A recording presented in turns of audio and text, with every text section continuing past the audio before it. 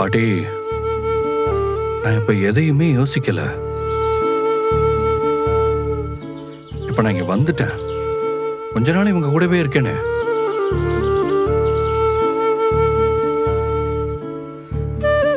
இனிமே எந்த சிச்சுவேஷன் வந்தாலும் நானும் காவேரியும் பிரியக்கூடாதுங்கிறதுல நான் தெளிவாகவும் உறுதியாகவும் இருக்கேன். அதுக்காக தான் நான் இங்க இருக்கணும்னு நினைக்கிறேன். புரிஞ்சுக்கோங்க. சரி, நீ இல்லாம வீட்டை வேணா நாங்க பாத்துக்குவோம். ஆனா கம்பெனி யார் பாத்துப்பாங்க? தாத்தா, அப்பா போனதுக்கு அப்புறம் நான் வளர்ற வரைக்கும் அந்த கம்பெனியை நீங்க தானே பாத்துக்கிட்டு இருந்தீங்க.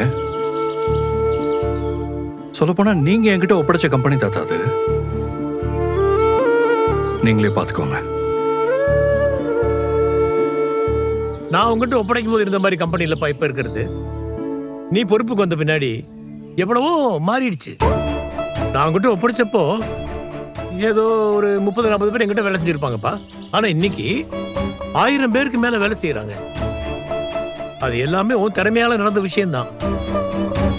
இப்ப போய் என்னால எப்படி அதை பார்த்துக்க முடியும்? உங்களுக்கு எந்த கஷ்டமும் இருக்காது தாத்தா. எல்லா செட்டப்பையும் பக்காவா ஆர்கனைஸ் பண்ணி தான் நம்ம கம்பெனியை விட்டுட்டு வந்திருக்கேன். இப்ப நான் அங்க இல்லைன்னாலும் அது எல்லாமே தானா நடக்கும்.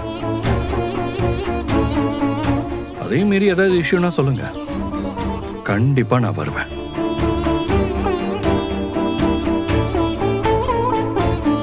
என்ன தாத்தா?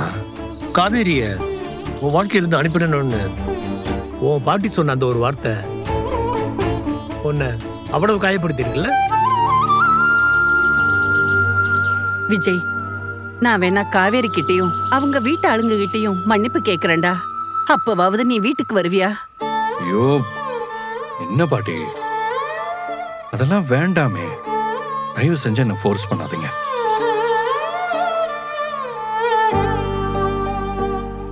இந்த சின்ன பிரிவு எனக்கு அவசியம் நான் நினைக்கிறேன். இதுக்கு மேல இதை பத்தி பேசிட்டு இருக்க வேண்டாம். ப்ளீஸ்.